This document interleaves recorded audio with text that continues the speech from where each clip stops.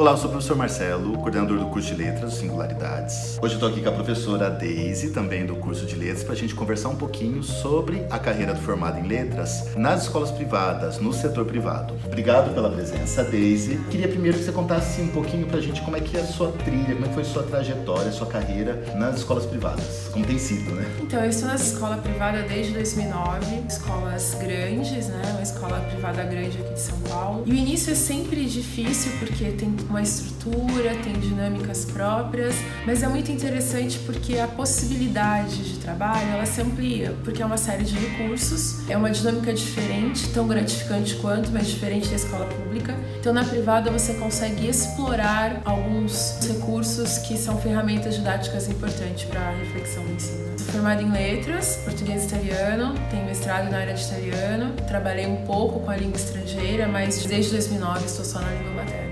Dentro da escola privada, quais são as possibilidades do formado em letras para trabalhar, para atuar? Há uma divisão de frentes, ele pode trabalhar na sala de aula? Quais são as possibilidades de carreira ali na escola privada? Então, a primeira coisa é a divisão de frentes na especificidade de professor de língua portuguesa. Normalmente as escolas no ensino médio dividem em frentes de literatura, análise linguística e produção de texto. Algumas escolas casam análise linguística e literatura e deixam produção de texto. No ensino fundamental, as matérias estão juntas, mas fora a sala de aula, há também a possibilidade de trabalho como revisão de textos. Então, aquele professor formado em letras que não está na sala de aula, mas que trabalha num departamento de publicações, de revisão, de edição. Então, dependendo do tamanho da escola, né, quanto maior a escola, maiores essas possibilidades, e são muitas. A gente sabe que também nas escolas privadas, de certa maneira, é um tipo de plano de carreira, há uma possibilidade do ingresso, até talvez ainda enquanto estudante da graduação. Então, quais são essas possibilidades de crescimento até ele se tornar um regente de sala de aula? Onde ele pode atuar nesses caminhos?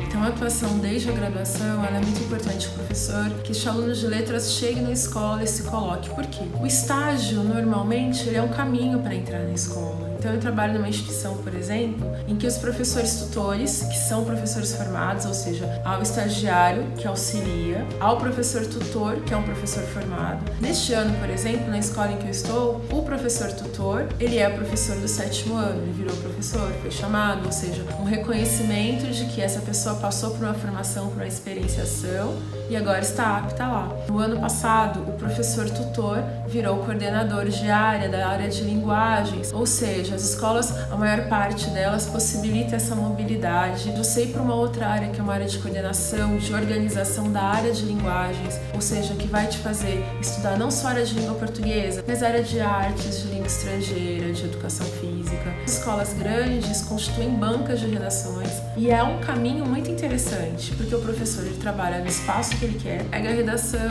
devolve, um trabalho bem específico. Queria que você falasse um pouquinho sobre o processo seletivo, de como entrar no setor privado, né, que é o reconhecimento do nosso instituto, né, um aluno do Singularidades indo para uma escola privada. Quais são os processos para que ele possa ingressar na escola? Normalmente, os processos seletivos das grandes escolas começam pelos RHs via LinkedIn. É importante que o nosso aluno, mesmo na graduação, já faça um perfil profissional, já adicione escola, já converse com RHs, porque todos os processos funcionam assim. São dinâmicas. E as dinâmicas agora são muito interessantes na seleção de professor, algo que era comum em empresa, que são dinâmicas com professores de todas as áreas. Então, tem um professor de inglês, um de física, um de matemática, um de português, conversando.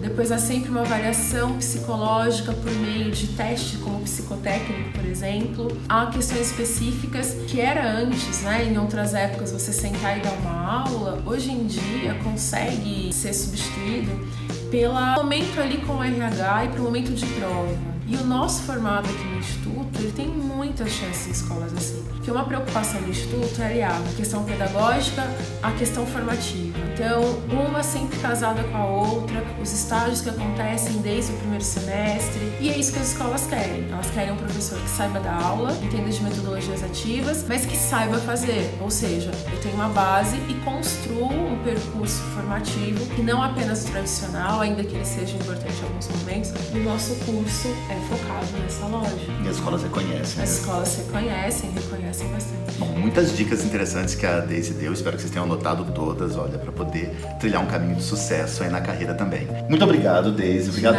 mesmo por esse esclarecimento. E é isso, a gente continua com outros vídeos falando das possibilidades de carreira da Letras. Até mais, gente.